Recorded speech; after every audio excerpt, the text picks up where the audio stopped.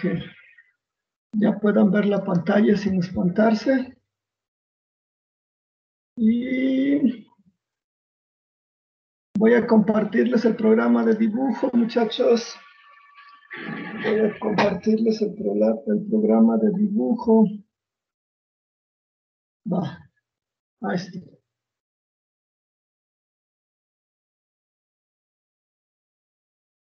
Bueno, como les decía,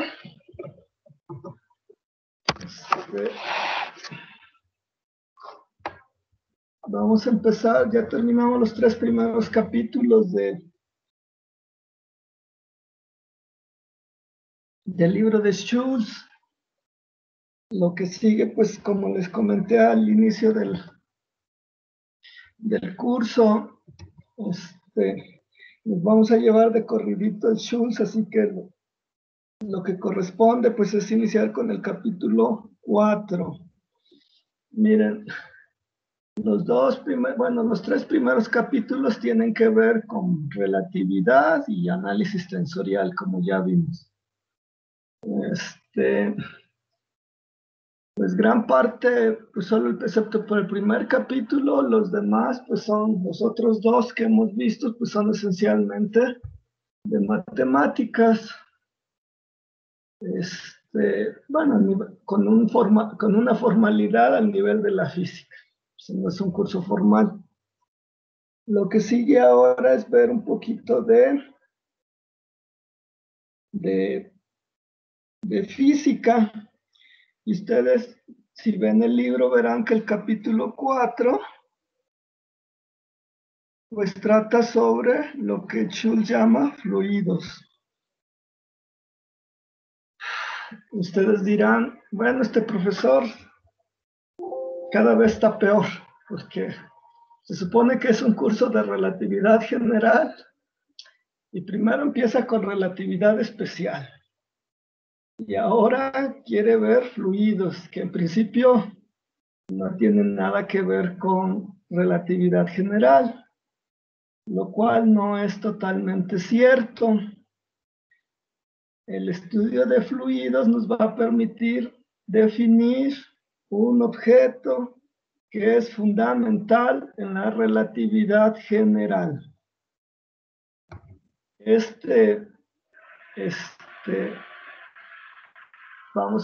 Usando esto, tema de fluidos, vamos a definir lo que vamos a conocer como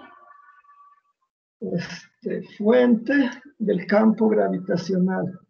Vamos a ver que no es tan simple como en la teoría newtoniana. Entonces, a pesar de que en principio uno podría pensar que esto no tiene mucha relación con relatividad general, en realidad nos va a permitir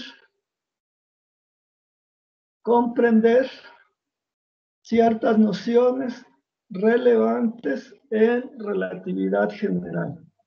Claro, ahorita lo vamos a hacer al nivel de relatividad especial, pero como vamos a ver en los capítulos 5 y 6, una vez que uno conoce las leyes en relatividad especial, uno tiene uno ha avanzado un buen trecho en la comprensión de la relatividad general. ¿Por qué? Lo vamos a ver un poquito más adelante. Bueno, ya saben, la salvedad usual. Si hay un bicho que nos dé licencia. Pues bueno, pues vamos a empezar con el capítulo 4 de Schulz. Y bueno, pues empezamos. Ya saben, dudas, comentarios, etcétera, me echan un grito. Bueno, espero que mi internet no falle. Empezamos. Miren, en física, para describir muchos sistemas, en ocasiones no nos interesa conocer, bueno, sabemos de la hipótesis atómica que Las sustancias pues están hechas de átomos. Ustedes incluso dirán, no solo de átomos, los átomos tienen estructura, etcétera, etcétera. Correcto. Para nuestra discusión basta entender que las cosas están hechas de átomos y moléculas. Pero en física muchas veces no nos interesa, para describir ciertos fenómenos, no nos interesa entrar en detalle de cómo está formada cierto sistema, de su estructura interna, sino que es conveniente usar lo que se llama la hipótesis del continuo. Esto, a pesar de que sabemos que en última instancia muchos sistemas están hechos de átomos y moléculas, en realidad para describir ciertos fenómenos que ocurren en ese sistema, puede usar la aproximación de que las propiedades del sistema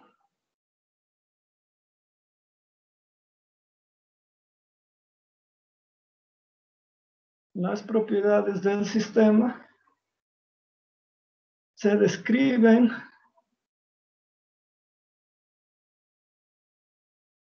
con un conjunto de funciones continuas de la posición y el tiempo.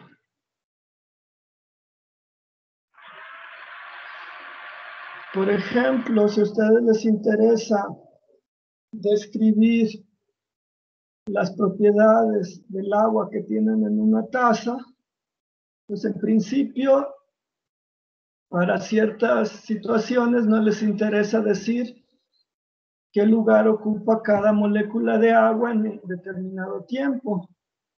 Más bien, por ejemplo, les interesaría describir si está caliente o está fría, o si la temperatura es uniforme a través de toda el agua que llena el vaso. O les interesaría describir si es más densa o menos densa en un lugar que en otro. Entonces, para describir el agua del vaso o de la taza, en realidad ustedes usan un cierto conjunto de funciones que puede ser la temperatura,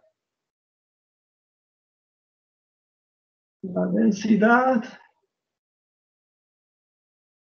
la composición, etcétera. Bueno, también si quieren la presión. En este caso,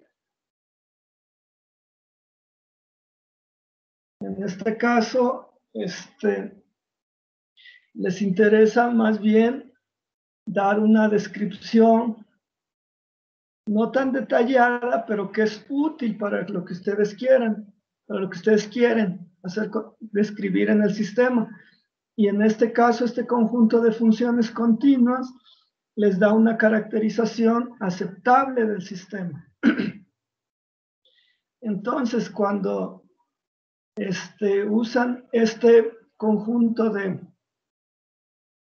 esta hipótesis, bueno, esta forma de ver el sistema, lo que ustedes están haciendo, perdón, es que no les interesa tanto la composición microscópica del sistema, sino lo que hacen es partir, por decirlo de alguna forma, el sistema en un conjunto de elementos individuales que tienen estas propiedades, en el que cada una de estas propiedades tiene un valor bien definido.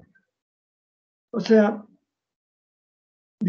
agarran el sistema y lo dividen, dado que los átomos y moléculas son muy pequeños, lo dividen en un conjunto de elementos suficientemente pequeños desde el punto de vista macroscópicos, pero suficientemente grandes desde el punto de vista microscópico para que contengan un número suficientemente grande de partículas, en el cual estas partículas más o menos tienen el mismo comportamiento y pueden describir este elemento con un conjunto de valores de estas cantidades.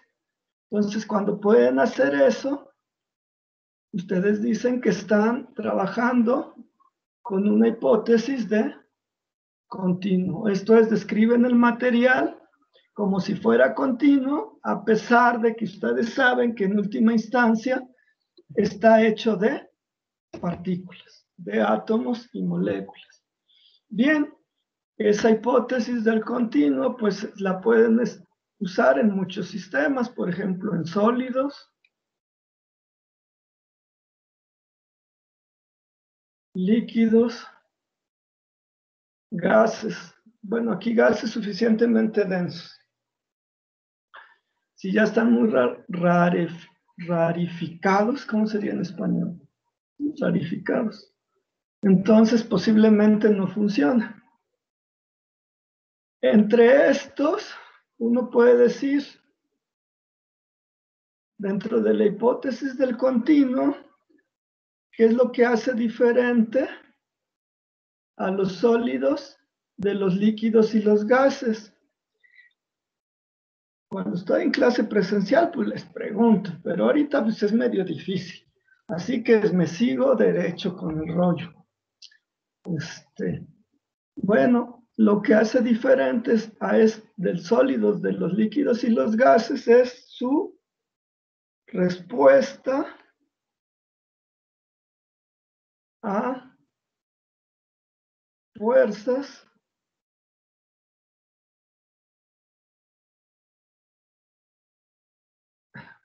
cortantes.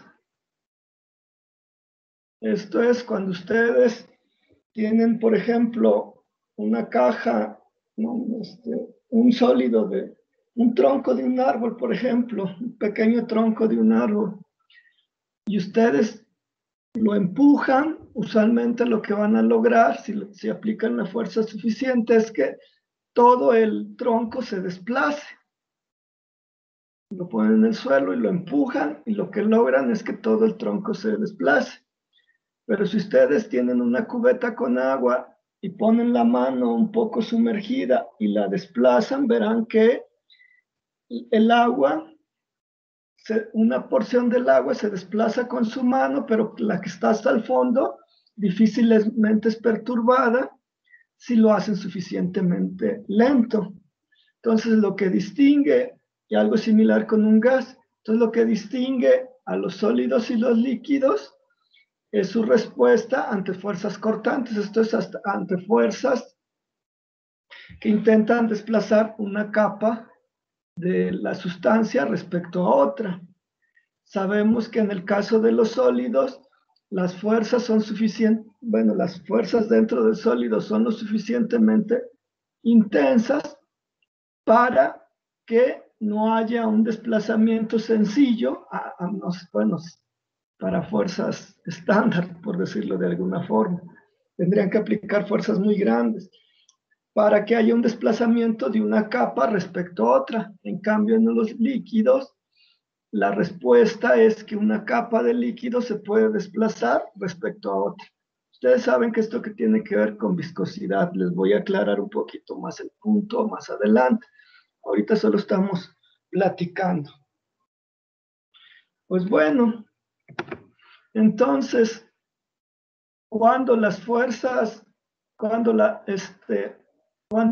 respuesta a fuerzas cortantes es tal que hay un desplazamiento, decimos que que el sistema lo podemos describir como un fluido. ¿Sale? Entonces, para esta clase de continuos, los fluidos es en los cuales vamos a poner atención en lo que sigue. ¿Sale? Bien. Los fluidos los vamos a ir describiendo un poquito más adelante, a pesar de que el capítulo se llama fluidos, no empiezo con un fluido en sí. Entonces, estas van a ser la clase de sistemas que vamos a estudiar, aunque por el momento empezamos con algo más simple, que finalmente vamos a ver que es un límite de un sistema que es muy útil. Bien. Entonces, vamos a empezar con un sistema que vamos a llamar como polvo. Pues es el nombre, así se llama, yo no me culpen. Vamos a ver que en relatividad especial y en relatividad general, polvo es un concepto con significado preciso. O sea, no se refiere a lo que se acumula en los libros que compran y que nunca leen. Bueno, no sé si hagan eso, pues. O que se acumula en las cosas que nunca mueven. Entonces no se refiere a eso. El concepto de polvo en relatividad especial y en relatividad general tiene un significado preciso. ¿Cuál significado?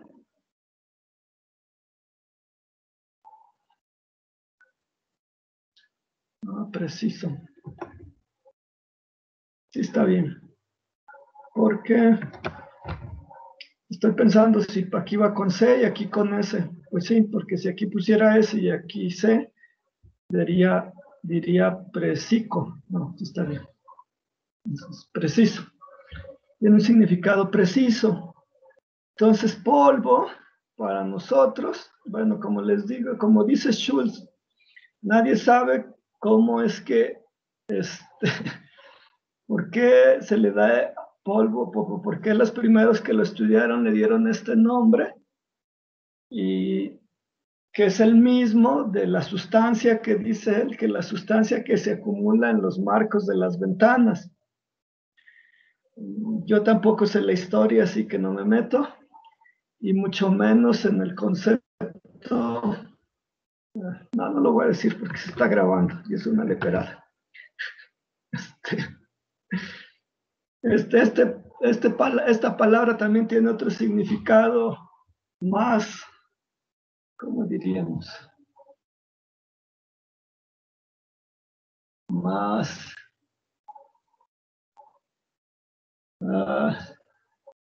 más llamativo, pero no voy a mencionarlo. Los que les gusta el cine español sabrán a qué me refiero. ¿Vale? Entonces, polvo para nosotros, y en ese sentido es en el que lo vamos a usar, es un conjunto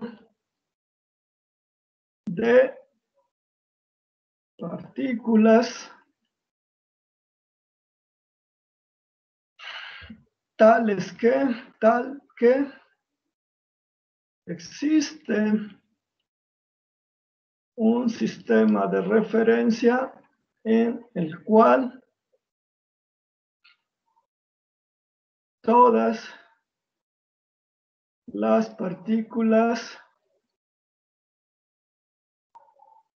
están en reposo. Esa es nuestra definición del sistema que vamos a llamar polvo. Vean, es un concepto que tiene una definición precisa. Cuando estamos en clase presencial y pues los tengo ahí, yo bromeo con mis estudiantes de que en el instante en el que les estoy dando la clase y a una muy buena aproximación, pues cuando están todos sentados, que no andan echando relajo, que no se andan moviendo en el salón, pues ellos son un sistema de polvo. Yo no, porque como me tengo que mover en el pizarrón, pues no. Pero en el instante en el que todos están sentados y a una aproximación de considerar que el sistema asociado con la Tierra es inercial, o con el salón, si quieren, los estudiantes que están sentados tomando mi curso son un sistema que se ajusta a la definición de polvo. Son un conjunto de partículas tal que existe un sistema de referencia, en este caso el sistema de referencia asociado con un salón, en el cual todas las partículas están en reposo. Entonces eso sería un sistema de polvo, un sistema polvo, o un polvo si quieren, ya más fácil. Entonces también en tono de broma les digo que pues lo que dice la Biblia es cierto, que dice que polvo eres y polvo te convertirás. Entonces, al menos a una aproximación, al menos cuando están sentados tomando un curso, pues pueden ser descritos por un sistema que se ajusta, bueno, son un sistema de polvo. Entonces, vean, tiene un significado preciso. Bien, ahora supongamos que yo quiero describir el polvo.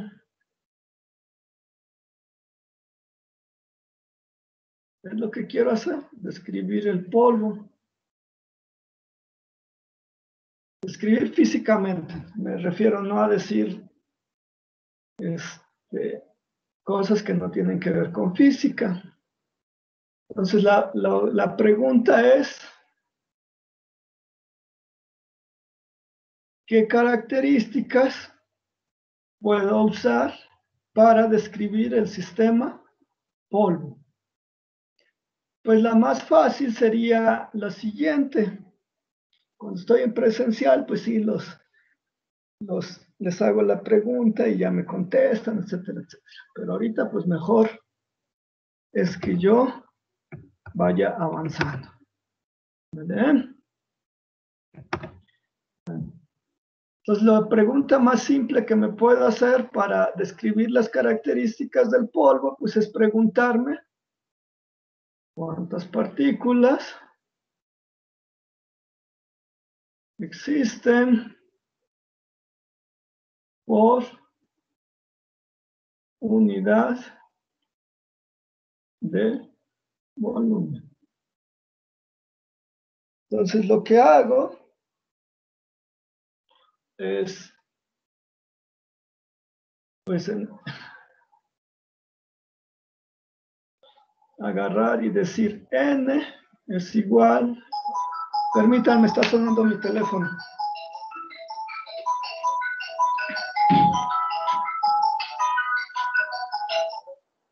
Bueno, bueno, bueno, bueno.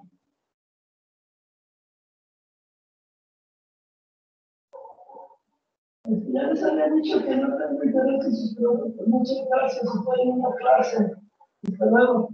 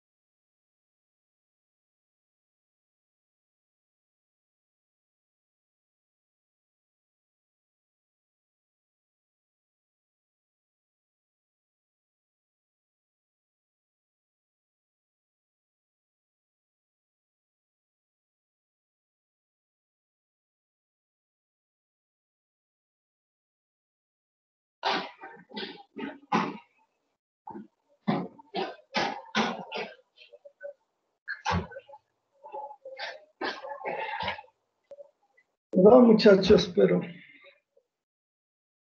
pues llaman y contesto. Y aunque no me tardé mucho en la llamada para ser verdad, pues aproveché para ir a echarme mis gotas, porque tengo una enfermedad en los ojos y a veces sí me molesta mucho. Hay días en los que me molestan mucho mis ojos y tengo que estarme aplicando frecuentemente unas gotas. Y ya que había interrumpido la clase, pues aproveché para ir a ponerme mis gotas. ¿Vale?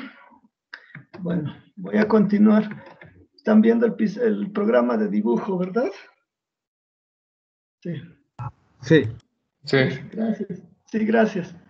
Entonces estaba diciendo que para describir el polvo, pues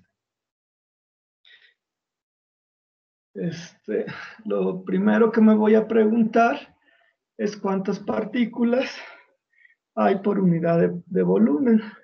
Entonces, número de partículas entre el volumen. ¿Vale? Esto sería para polvo, lo cual pues requiere además una caracterización. Esta N va a ser en el sistema de referencia en el cual las partículas están en reposo. Nosotros ya le hemos dado nombre a este sistema de referencia. Sistema de referencia momentáneamente comóvil. Entonces, vamos a hacer esta operación que está indicada aquí y el resultado le vamos a llamar N en el sistema de referencia momentáneamente comóvil. Para un sistema en general, que no sea polvo, sino un fluido en general, para un fluido general, nos fijamos en un pequeño elemento con propiedades uniformes, en un elemento del fluido. Nos fijamos en un elemento del fluido y la definición va a ser la misma. Va a ser número de partículas por volumen. Perdón, pero no sé por qué es más difícil escribir en esta tableta que a papel, que en el papel, pero bueno. Salvo que aquí deben tener dos cosas. Primera, que están estudiando un elemento del fluido cuando hacen esta operación. Y la segunda, que es en el sistema de referencia momentáneamente comóvil. ¿Sale? Entonces la N, hasta aquí termino el paréntesis. Me sigo enfocando en el polvo. La N en inglés, Schulz le llama number density, lo cual yo voy a traducir no como densidad numérica, que parece ser la definición más directa. Yo le voy a llamar densidad de número. Así la voy a manejar. Si no es una traducción lo más elegante desde el inglés, a mí se me hace más, ¿cómo les diré? Más clara de lo que está describiendo. ¿Vale? Entonces, si no les gusta mi traducción, pues pueden usar el término en inglés. Y si no, también pueden usar densidad numérica, que no me gusta a mí. Pero bueno, Aquí. A ver si no la riego, como los de la colonia.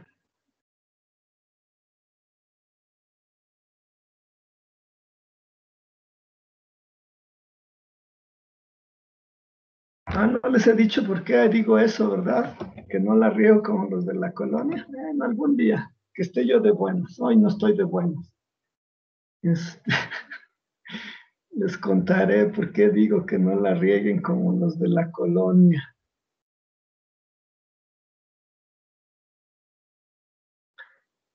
Bueno, esa es la densidad de número. Entonces ya sabemos que esta sería un parámetro físico que yo podría calcular para describir el polvo. En general, cualquier elemento de un fluido. Noten, la N por convención, esta N así, es esto, pero aparte medida en el sistema de referencia momentáneamente comóvil. Que en el caso del polvo, pues si ustedes encuentran el sistema de referencia en el cual las partículas están en reposo y se plantan en él, pues ese va a seguir siendo el sistema de referencia en el cual todas las partículas están en reposo, ¿no? Le pueden quitar la palabra momentáneamente comóvil, pero en general en un fluido que se está moviendo como él quiere, pues ustedes se tienen que fijar en un elemento y como este elemento puede tener un movimiento bastante complicado, ahí sí tiene más sentido hacer la precisión de que es en el sistema de referencia momentáneamente común. Dado que el número de partículas en una parte del volumen que les interesa puede ser más grande que en otra parte del volumen, esta cantidad usualmente es función de la posición y también del tiempo. Bueno, entonces aquí tengan cuidado con ese detalle. También con mis traducciones medias extrañas, pero bueno, es costumbre. El problema es que yo no recuerdo que alguien me haya dicho cómo se traduce esto en español. Ninguno de mis profesores. Posiblemente porque no iba yo a clases, pero bueno. Ahora lo pago con ustedes. ¿Cuántas clases no hemos tenido hasta ahorita? Todas las hemos tenido, ¿verdad? Sí, es raro. ¿No hemos tenido todas las clases del curso o nos ha faltado alguna? No, creo que sí hemos tenido todas. ¿Hemos tenido todas? Qué no nos raro. faltaba ninguna. Qué raro, qué raro. Qué raro. A lo mejor estoy enfermo. Voy a ir a hacerme un chequeo médico. Eso no me gusta, ir a todas las clases. Bueno, vamos a continuar. Dale. Entonces ya.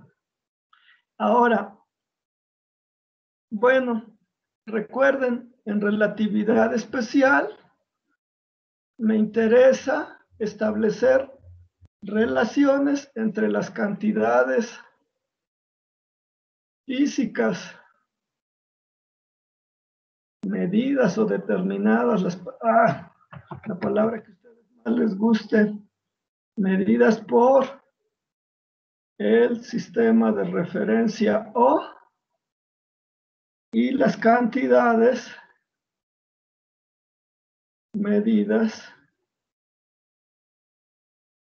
por el sistema de referencia O bar.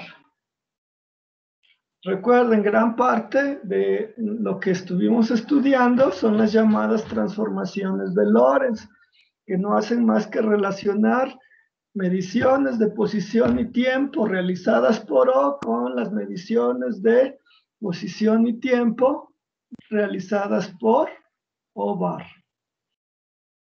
También se puede hacer para otras cantidades. Ustedes ya saben que una vez que conocen las transformaciones de Lorentz y que conocen que cierta cantidad física es descrita por un cuadrivector, automáticamente saben la ley de transformación para esas cantidades.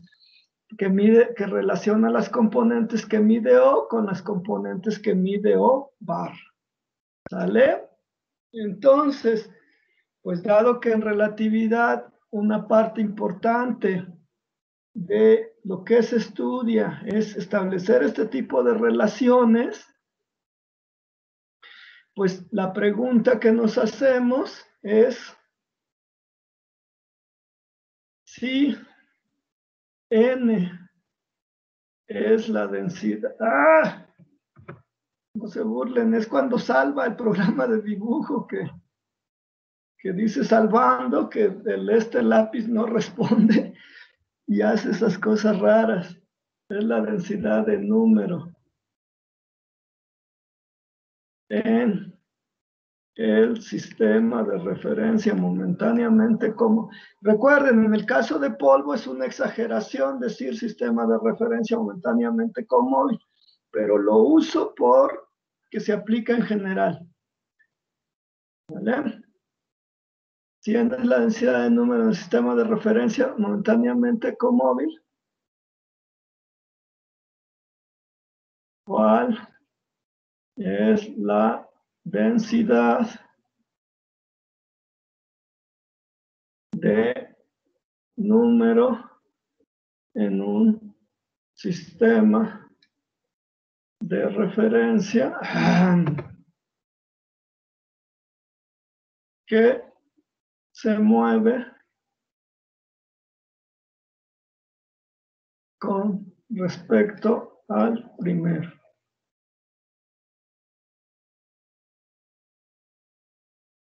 ¿Eh?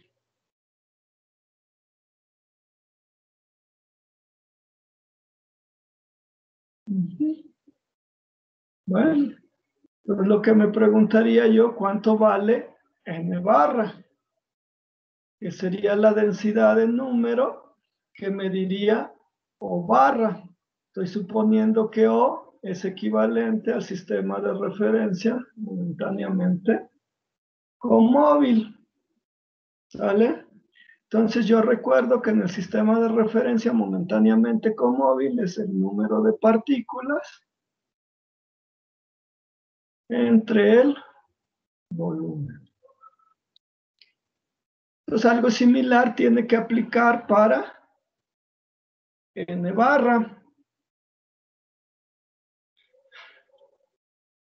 Algo similar tiene que aplicar para n barra. Entonces, lo primero que me pregunto es, ¿cambia el número de partículas cuando paso de un sistema de referencia a otro? Obviamente la respuesta es no. Si hago la cuenta bien, pues el número de partículas es el mismo para O y O barra. ¿Están de acuerdo? Pues sí, no hay duda. Recuerden, siempre hay pues cantidades, en este caso el número de partículas, que son lo mismo para todos los observadores. Son los llamados, bueno, unas son los llamados invariantes y aparte este tipo de cantidades.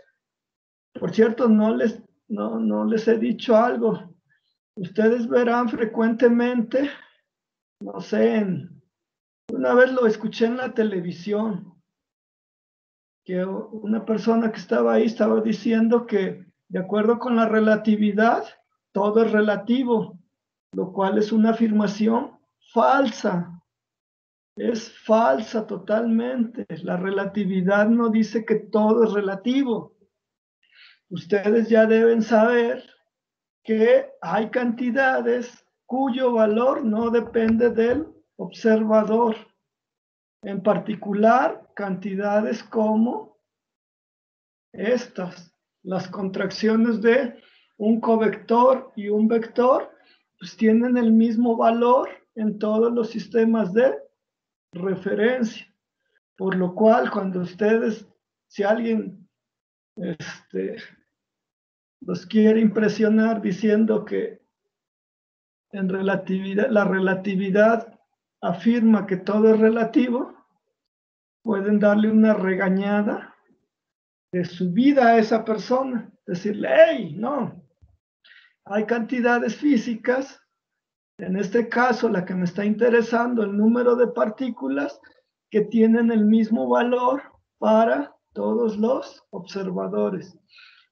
Incluso pueden generar un número infinito de cantidades cuyo valor es el mismo para todos los observadores. ¿Qué es lo que tienen que hacer? Pues hacer contracciones de covectores y vectores. Puede ser que estas cantidades no sean muy útiles físicamente, pero en principio las pueden calcular y su valor va a ser el mismo en todos los sistemas de referencia. Entonces tengan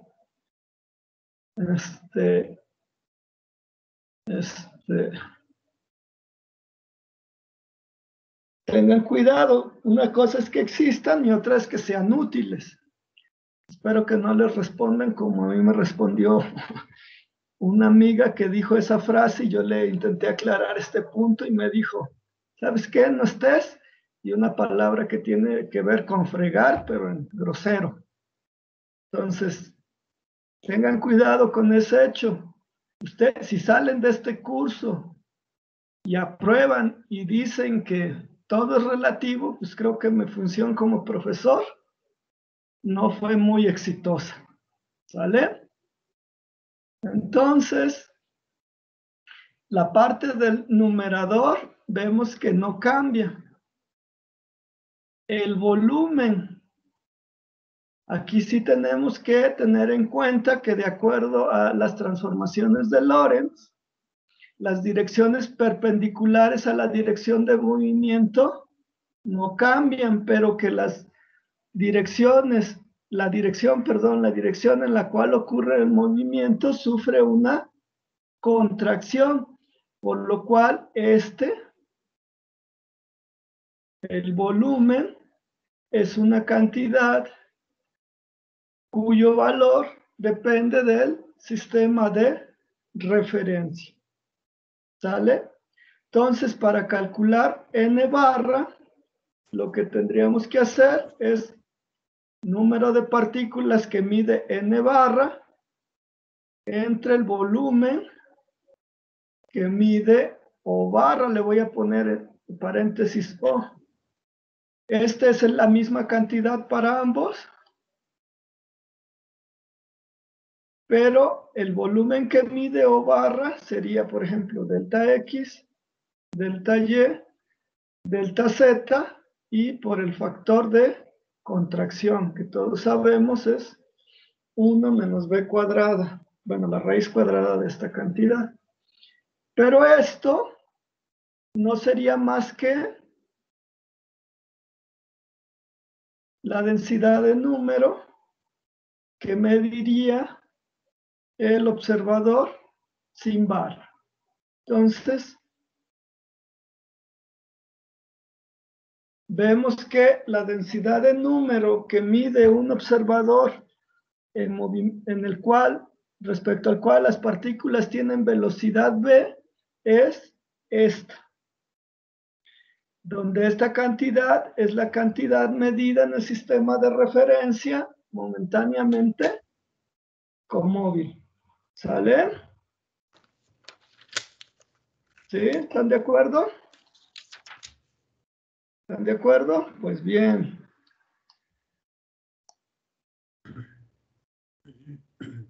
¿Alguna duda o comentario?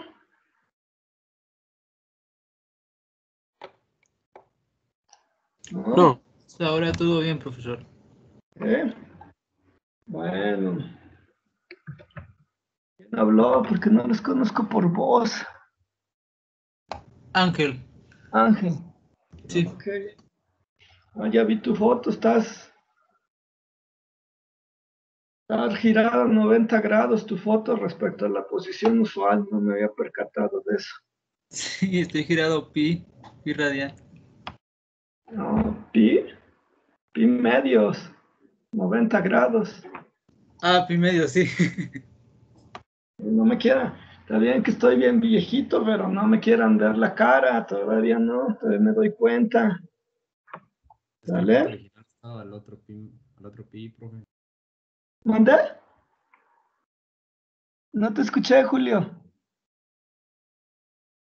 Ah, solo era un chiste, que la foto original estaba a pi. ¿Sí? Ay, güey. Perdón la esperada que se me salió. Eh, no entendí el chiste. Y ya saben, si tienen que explicar el chiste, pues ya pierde sentido. Bueno, ya, no lo entendí, pues ni modo. Será para la otra. Continúo, muchachos. Continúo. ¿Dónde está? Permítame, es que no puedo regresar aquí, a donde estaba. Ya. Voy a regresar a aquí. Entonces, vean, muchachos, esta cantidad es en el sistema de referencia momentáneamente conmóvil. Y esta sería la n, la densidad de número que mide un observador respecto al cual las partículas se mueven con una velocidad v. ¿Sí?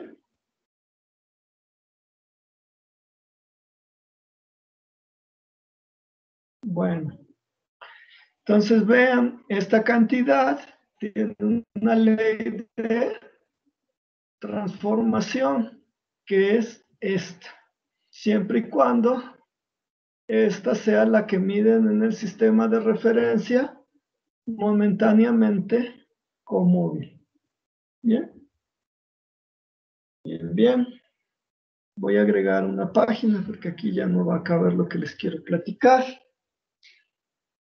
Esa sería una propiedad física que podían describir, con la que podían describir el sistema polvo. En general, un fluido, si se fijan en un elemento suficientemente, bueno, en un elemento del fluido. Recuerden, cuando consideran elementos del fluido, asumen que sus propiedades en esa pequeña región son homogéneas. Que todas se mueven con la misma velocidad, todas tienen es la misma densidad en todo el volumen, en todo el elemento, es la misma temperatura en todo el elemento, etcétera, etcétera, etcétera. ¿Vale? Bien. Otra característica del polvo o en general del elemento. Otra característica que yo quiero usar para describir el polvo. Bueno, cuando estamos en presencial, pues está como más dinámico. Pero pues aquí está medio complicada porque la velocidad de la luz es finita y hay retraso. Entonces, pues me voy derecho. La siguiente característica que va a ser de interés para nosotros es lo que se llama el flujo. Y que no va a ser más que, permítanme, en realidad le tendría yo que poner a través de una superficie. Aunque hay un problema ahí del choose que ustedes van a tener que hacer en la tarea. ¿Vale? Bueno.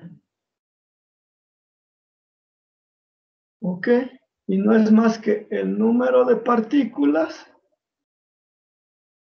que atraviesan la superficie por unidad de área, por unidad de tiempo. Ustedes pueden decir, también puedo usar la temperatura, también puedo usar la densidad, pero bueno, eso no nos interesa por el momento.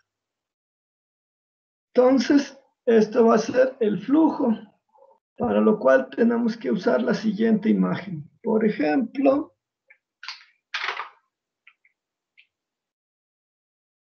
voy a considerar, vean, el siguiente dibujo no es un diagrama de espacio-tiempo, es un diagrama de los usuales. No sé por qué siempre sale esta línea tan gruesa, pero pues ni modo. Ya sale así. No. Que es... Voy a considerar esta superficie. Este es el eje Y, este es el eje X, y esta es la superficie X constante. Entonces mi pregunta es, ¿cuántas partículas cruzan esta área que le voy a llamar delta A en el tiempo delta T. Entonces, supongo que tengo un conjunto de partículas que todas se están moviendo con velocidad v. Aquí me equivoqué.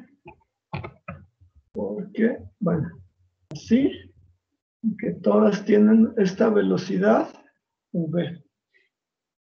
Y me pregunto cuántas partículas cruzan esta área en el tiempo delta t. Pues es más o menos claro que todas las partículas que alcanzan a cruzar en el tiempo delta t son las que están en un pequeño paralelepípedo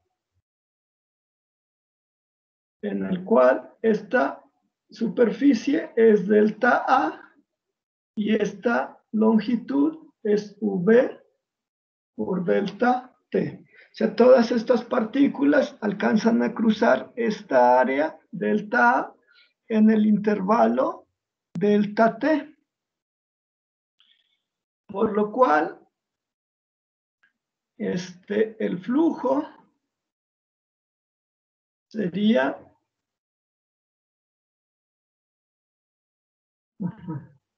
Ahora bien, es el número de partículas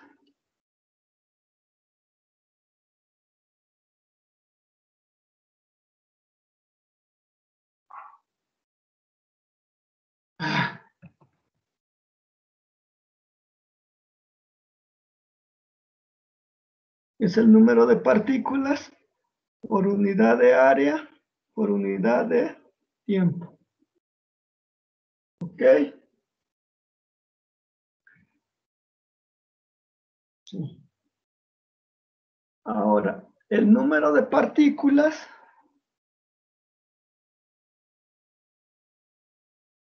por definición, pues va a ser la densidad del número n por el volumen, aquí, por este volumen, que va a ser delta A por delta T.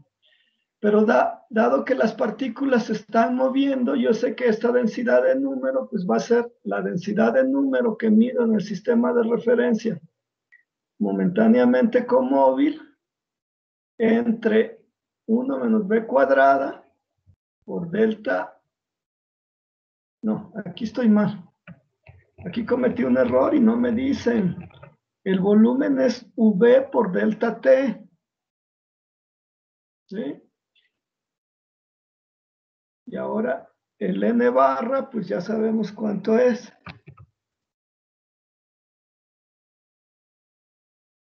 ¿Sí? Y esto sería delta A, delta T por V. Usando esta cantidad aquí arriba, vemos que el flujo finalmente va a quedar como N entre 1 menos B cuadrada, así, por V.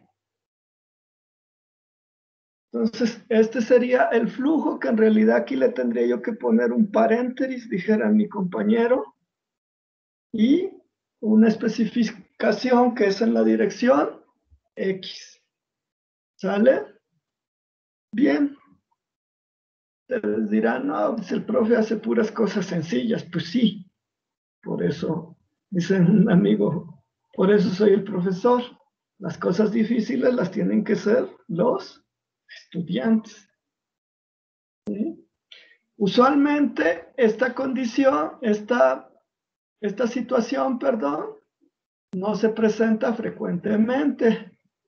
La que se presenta más o menos frecuentemente es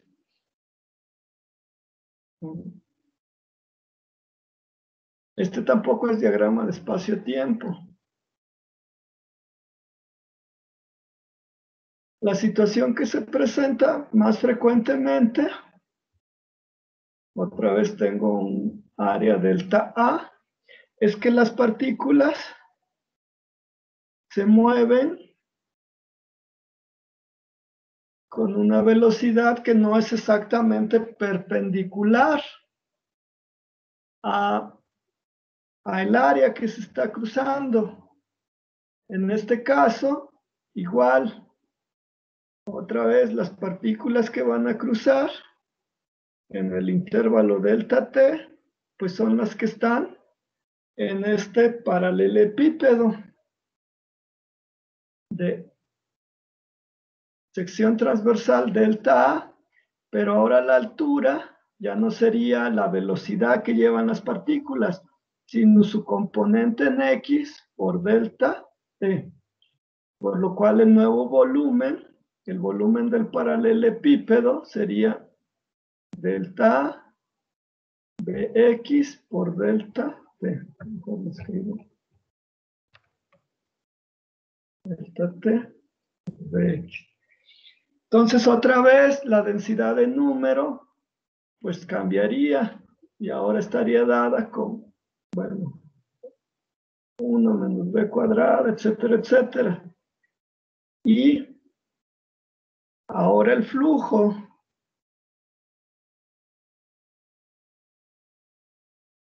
en X estaría dado como n, 1 menos b cuadrada, por su componente en X. Y algo similar sería para el flujo en Y. Ahora considerarían una superficie acá y algo similar sería para el flujo en Z. Entonces esto sería en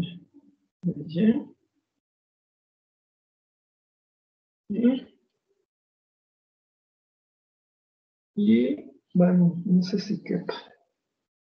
Ahora échale una página más.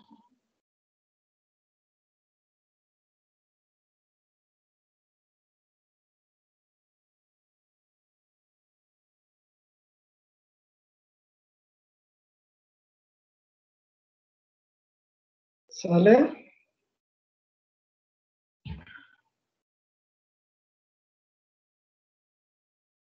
Ok. Entonces, esto sería otra forma, bueno, esta sería una forma de describir otra de las propiedades de un sistema de partículas, dar los flujos a través de una superficie. Dar los flujos a través de una superficie. Bueno, la superficie puede ser lo que ustedes quieran. Vean, deben tener cuidado acá, porque, por ejemplo, si las partículas se están moviendo así,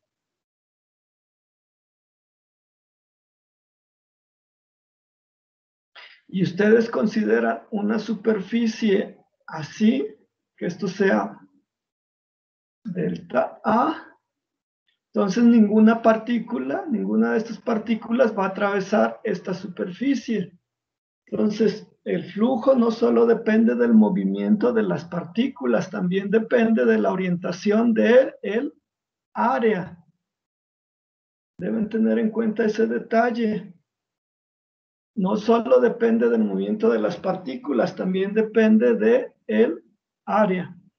Y recuerden, en el caso de relatividad, al menos el concepto de volumen es un concepto que depende del sistema de referencia, porque sabemos que las direcciones perpendiculares a la dirección del movimiento de los sistemas de referencia no cambian, pero la dirección en la cual ocurre la velocidad relativa entre los sistemas de referencia sufre una contracción de Lorentz. Entonces tengan en cuenta estos detalles, muchachos. ¿Sale? Pues bien. Entonces, ya tenemos al menos 4 cantidades. Una es la densidad de número y las otras son los flujos en X, en Y y en Z. ¿Ok?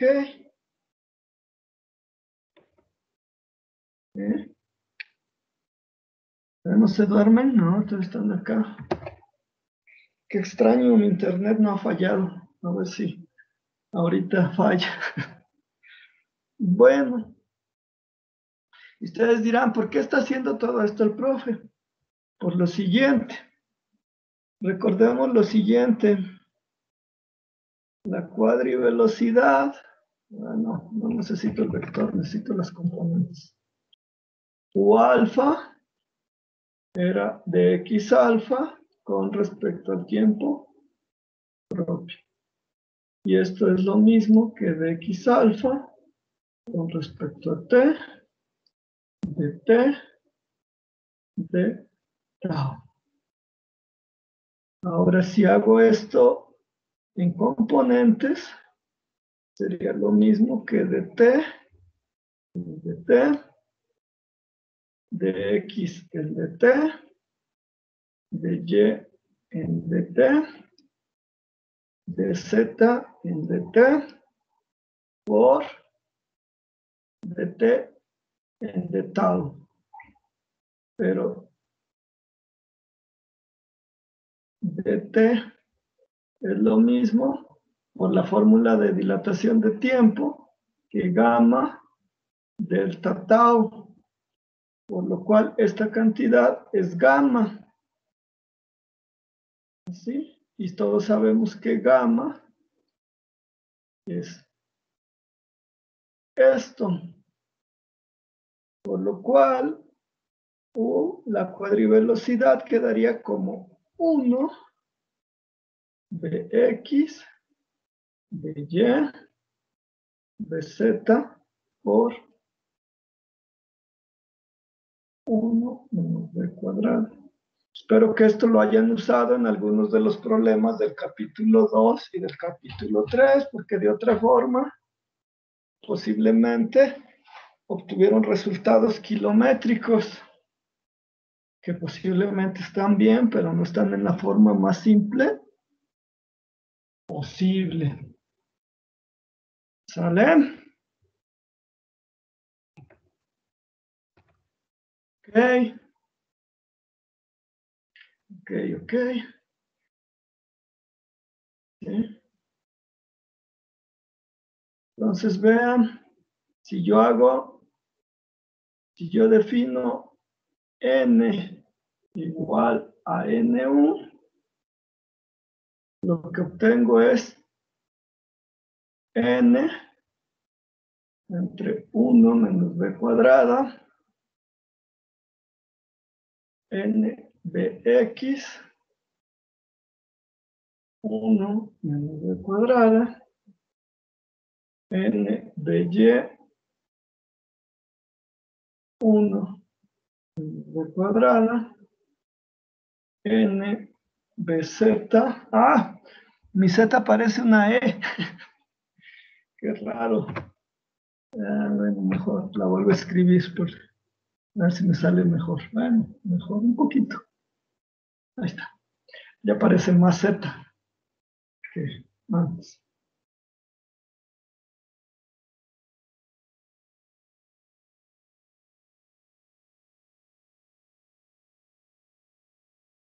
Esto es la densidad de número. Esto es el flujo en X. Bueno, si quieren le pongo así.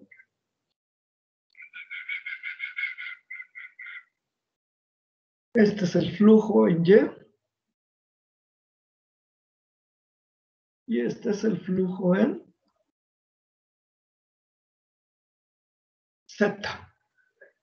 Entonces vean, existe un cuadrivector que llamamos N, tal que está definido como el producto de la densidad de número en el sistema de referencia momentáneamente comóvil con la cuadrivelocidad tal que sus componentes son la densidad de número y los flujos en cada una de las direcciones. A n yo le voy a llamar cuadrivector o simplemente vector de flujo.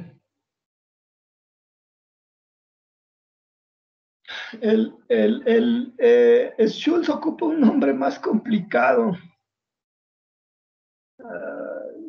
¿Cómo le llama? Number flux. Sí, number flux. Así. Sí, así. Sí, me acuerdo porque las dos palabras tienen guión. Las dos palabras que forman el nombre tienen guión. Chistoso, pues, pero bueno. Bueno, al menos a mí me dio risa cuando lo vi. Que la traducción literal, pues no es, el problema no es esto. Ya sabemos que lo traducimos como cuadrivector. Pero aquí la situación sería flujo de número, flujo numérico. Entonces, para ahorrarme detalles, pues yo no simplemente lo traduzco como cuadrivector de flujo. Si hay alguien que no le gusta, pues ni modo. Si hubiera inscrito al otro curso de relatividad general. El siguiente semestre, digo, porque creo que en este semestre creo que nada más yo lo estoy dando, ¿verdad? Sí, creo que sí, me abrieron 2. Aunque debieron haber abierto como 2 para mínimo, que fueran menos estudiantes por grupo, pero bueno. Si no les gusta mi forma de traducir las palabras, pues se pueden inscribir al otro curso, aunque sería ya el siguiente semestre. Sí. Bueno, pues estaba checando si andan todavía por aquí. Sí, todavía vemos 25. Bueno, aunque hay de por sí faltaron muchos, quién sabe por qué. Pero bueno. Sale, entonces me permiten este abuso del lenguaje y a este cuadrivector, que simplemente es el producto de la densidad de número en el sistema de referencia momentáneamente comóvil con la cuadrivelocidad, le vamos a llamar cuadrivector de flujo. Es chistoso porque sus componentes son la densidad de número y los flujos en las 4 direcciones. Ahorita vamos a ver por qué es así. Varias cosas, muchachos. Vean.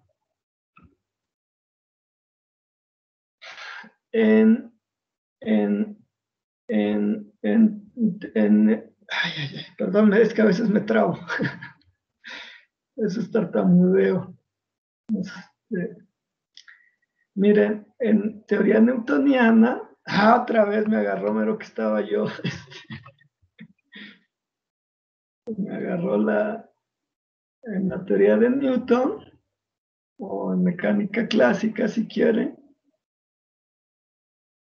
La densidad de número es un invariante, porque los volúmenes no cambian y vemos que pues el número de partículas es el mismo. Si los volúmenes no cambian, como pasa en la teoría de Newton, la densidad de número es un invariante, es el mismo para todos. La densidad de número no cambia cuando cambiamos el sistema de referencia. Entonces vean, la densidad de número en la teoría newtoniana no tiene una ley de transformación como en relatividad especial. No, me equivoqué de botón.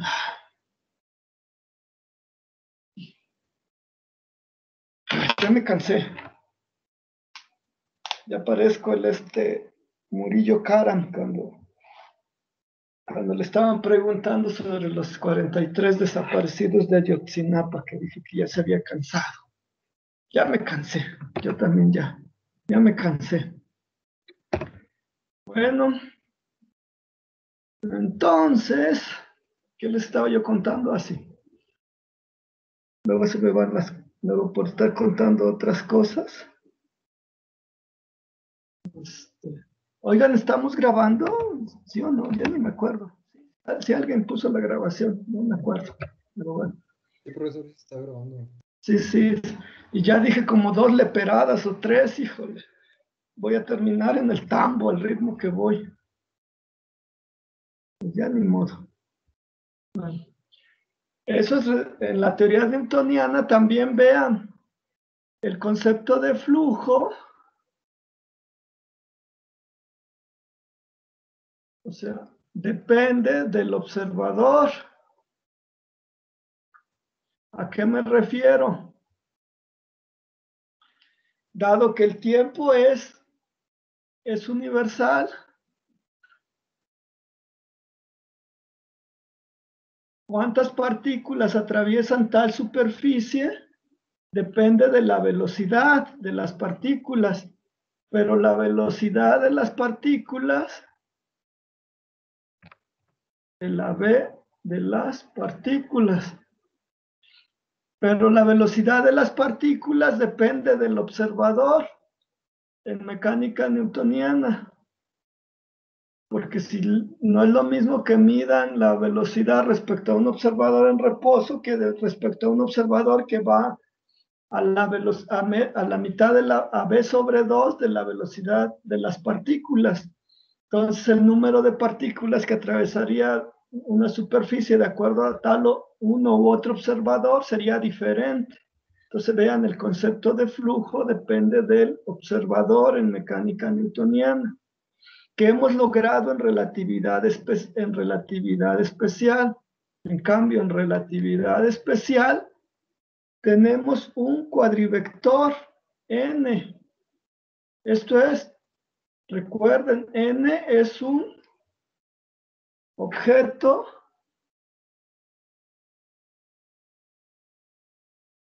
geométrico.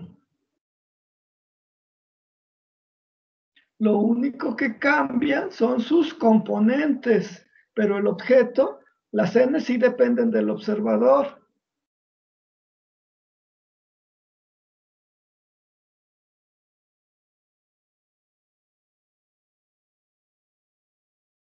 Pero el vector, el objeto geométrico, no. Entonces, lo que hemos logrado al hacer esta definición es que tenemos un objeto geométrico cuyas componentes son estas, pero que es el mismo para todos los observadores. Lo que cambia es la descripción que hacen de este objeto geométrico todos los observadores. Entonces, las nociones de densidad de número y de flujos forman un objeto geométrico cuyos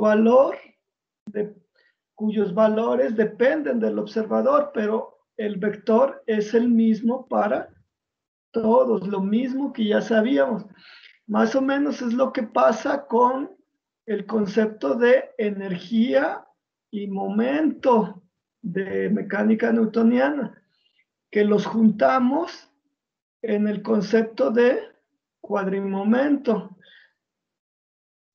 Aquí pasa algo parecido, nociones de densidad de número y de flujo, las juntamos en un objeto geométrico que es el cuadrivector de flujo.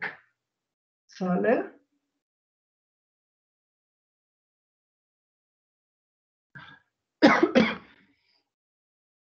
Entonces, la relatividad aparentemente, bueno, no aparentemente, la relatividad nos permite reunir nociones que aparentemente eran diferentes en mecánica newtoniana en un conjunto de nociones que en este caso el cuadrivector de momento y el cuadrivector de flujo forman objetos geométricos, lo cual es muy útil. ¿Sale? Finalmente, bueno, con respecto a esta sección, ¿cuánto vale esto? Pues esto valdría n cuadrada u por u, y todos sabemos que en nuestras convenciones la cuadrivelocidad está normalizada a menos 1, por lo cual si quieren calcular n, pues una forma sería esto. ¿Estamos de acuerdo? Pues bien. Bueno, ya para terminar la clase, de una vez, ya para que me vayan agarrando odio jarocho, como, ¿quién era el que decía, los odio con odio jarocho?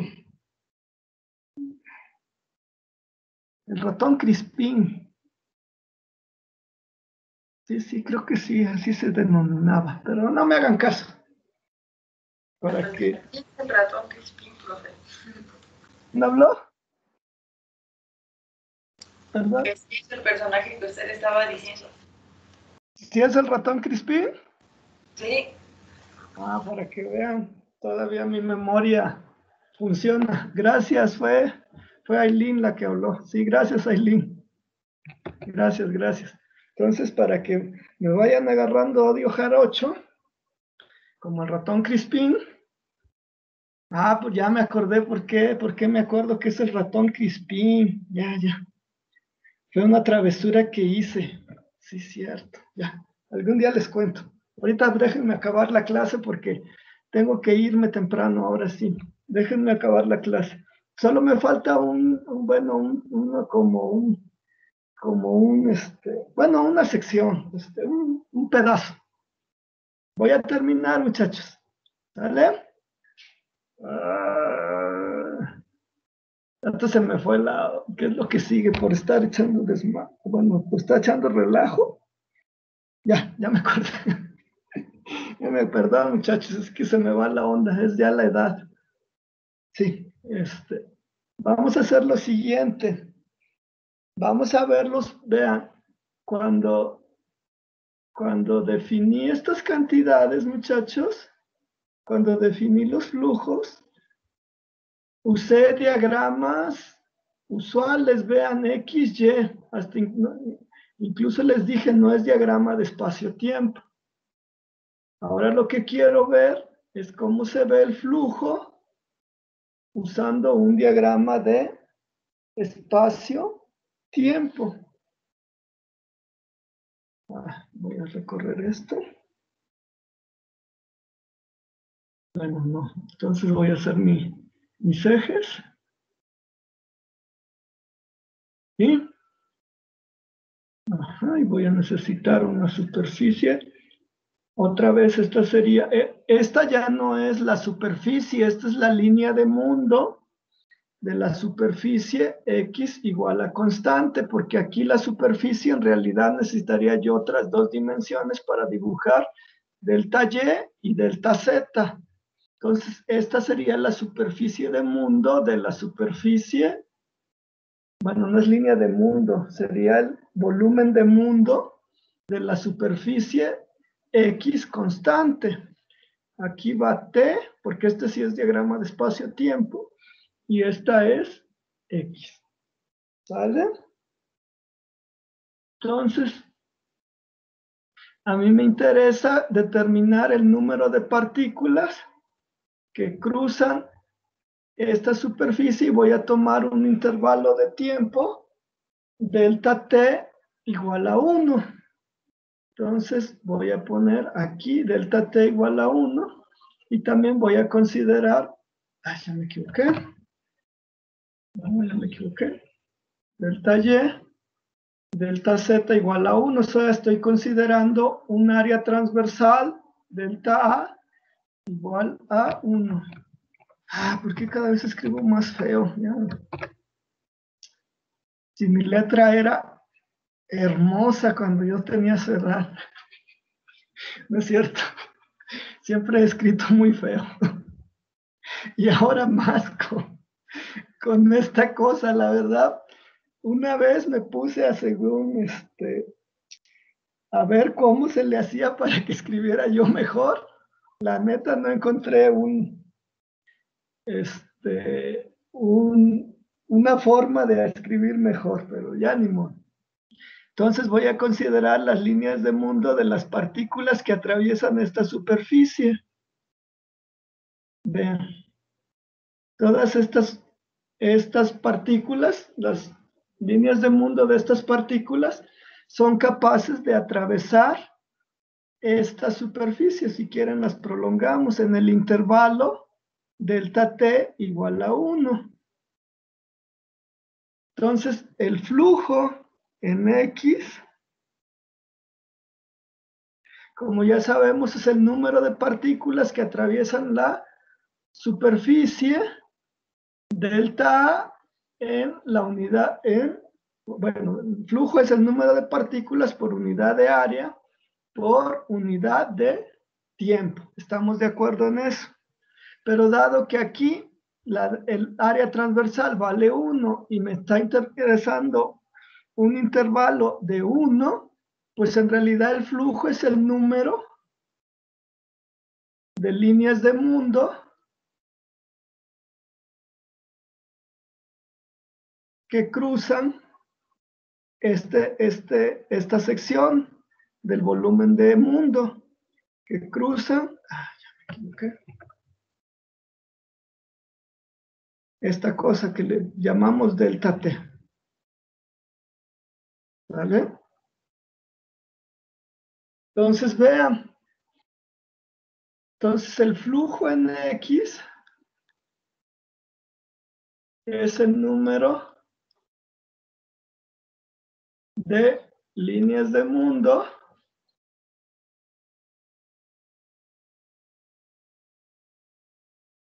que cruzan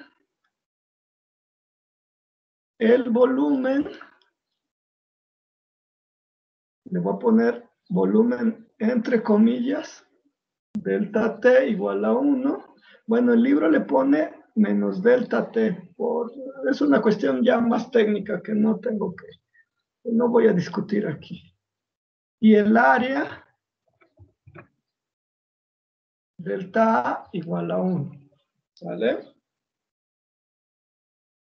Entonces, el volumen formado por estos dos, bueno, delta Y. Lástima que no. Así. Entonces, el flujo en X, en este caso, tiene que ver con el número de líneas de mundo que atraviesan delta T igual a 1 cuando el área transversal es también unidad. Entonces, en realidad, tendría yo que decir volumen unitario. Y poner esto entre comillas porque un lado del volumen, del elemento de volumen, es un tiempo. Vean. Pongan otra vez flujo en X. Otra vez me agarró escribiendo esta cosa cuando salvó. Es el número de partículas entre delta Y, delta Z, que es delta A, entre delta T. Ahora veamos el siguiente dibujo, muchachos. Voy a tener que hacer otro diagrama de espacio-tiempo. Bueno, no, ya no. Sí. Bueno, ya no lo voy a hacer en esta página, lo voy a hacer en la siguiente. Otra vez pongo mis ejes. Pero ahora en lugar de considerar una superficie de X constante, voy a considerar una superficie de... No se rían de mí porque no cambio de herramienta. De T constante. Voy a considerar esta superficie T constante. Y ahora voy a considerar un pequeño intervalo delta X igual a 1. Y otra vez me fijo en las partículas que que atraviesan, híjole, estar burlando de mi pulso, bueno, pues ya ni modo. Lo que tengo que hacer para ganarme el pan de cada día, aguantar sus burlas. Entonces ahora me pregunto, ¿con qué tiene que ver? Ahora el volumen, si es un volumen en el sentido que conocemos, porque sería delta A por delta X, y delta A pues sigue siendo delta Y, delta Z por delta X. Entonces me pregunto, ¿con qué tiene que ver el número de líneas de mundo que atraviesan este intervalo delta X1? Entonces nos fijamos, este es el número de partículas por unidad de volumen.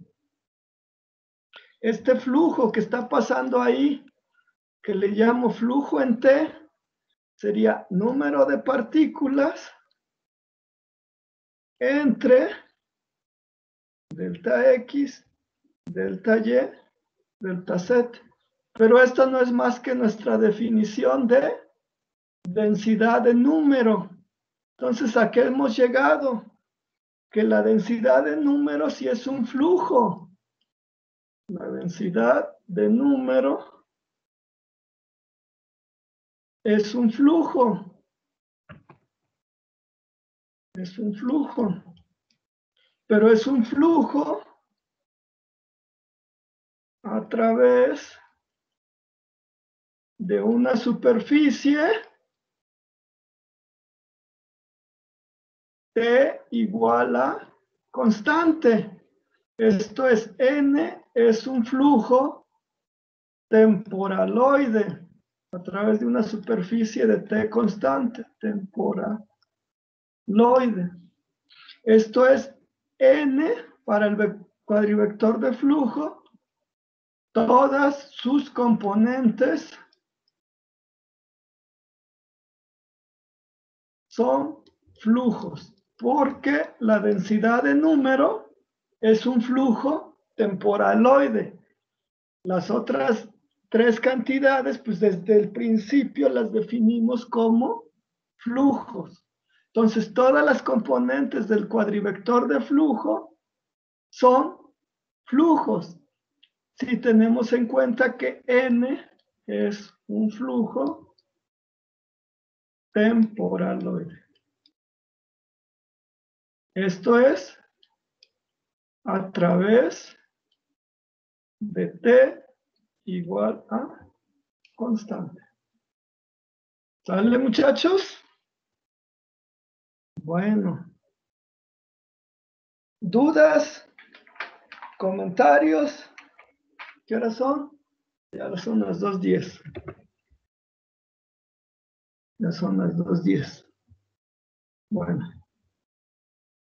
Listo. Bueno, voy a terminar aquí la clase porque ahora sí no me puedo pasar mucho tiempo.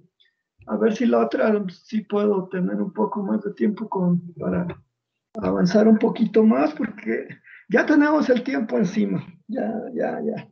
Como siempre, ya tenemos el tiempo encima. No sé cómo le vamos a hacer. Pero bueno, ya ni modo. Ahí veremos cómo le hacemos. ¿Sale? Bueno, muchachos, la clase termina aquí. Entonces vean, el chiste de esta clase es que definimos un nuevo cuadrivector, que es el cuadrivector de flujo, dado por el producto de la densidad de número en el sistema de referencia momentáneamente comóvil con la cuadrivelocidad, y es tal que sus cuatro componentes son flujos, ¿sí? Debido a que la densidad de número que definimos al principio de la clase es un flujo a través de una superficie de T constante. En eso se resumen 1:30 de su vida que estuvieron escuchándome. Bueno, pues muchas gracias. Voy a dejar de compartir el programa de dibujo. ¿Cómo le hago? Ahora no puedo. Listo. ¿Qué ven ahorita? ¿Qué están viendo?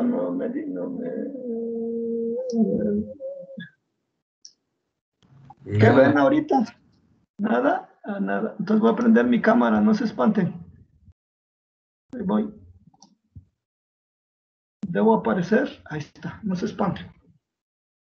No se espanten. Bueno, listo muchachos. Ya terminamos la clase. ¿Tenía algún asunto pendiente con ustedes? No me acuerdo. Yo sí quería comentar algo, profe. ¿A Uriel? Sí, Uriel, ¿verdad? Sí. Sí. Ajá, dime Uriel. Bueno, pero ya es fuera de la clase. Ok. Sí, sí, en un momento. ¿Preguntas relacionadas con la clase? ¿No? Pues lo del examen. Lo del examen, es cierto. Era el asunto que tenía yo pendiente. Gracias, Pablo. Gracias. El examen. Es cierto. ¿Discutieron entre ustedes una fecha posible para, bueno, no solo discutieron, se pusieron de acuerdo en una fecha posible para el examen? ¿Sí o no? Sí, Pues- habíamos decidido que el próximo jueves estaría muy bien. ¿Todos de acuerdo? Sí, este jueves suena bien. Sí, profe. Entonces el jueves de qué 8 días. ¿Sí? Bueno, nadie está en contra de los que están, porque de los que no están, pues aunque quieran oponerse, pues no pueden. No hay nadie que esté en contra, entonces el próximo jueves tenemos nuestra primera batalla de enemigos. Correcto, muchachos, correcto. Próximo jueves. Pues sí, de todos modos no voy a acabar todo el programa, entonces, pues ya si quieren vamos avanzando para que vayan viendo cómo les va bien, cómo les va yendo en mi curso, para que vayan, ¿cómo dicen en mi pueblo? Pues calculándole el agua a los camotes, como dicen en mi pueblo, ¿sale? Pues, próximo jueves, de 12:30 a 2, el examen, ¿sale? Una pregunta, muchachos, es un poco ociosa porque tampoco le veo mucho futuro. Sus otros profesores, cuando les hacen examen, ¿los obligan a prender su cámara? No todos. No. Solo uno. ¿No? No, de hecho, No, hay no todos, solo algunos. y llamadas. De hecho, en varios ni siquiera hay sesión durante el examen. No, Sí. conmigo sí van a estar en sesión por si tienen bueno, yo voy a tener la sesión abierta como siempre. Y en eso estoy pensando porque no sé si obligarlos a prender su cámara o no, porque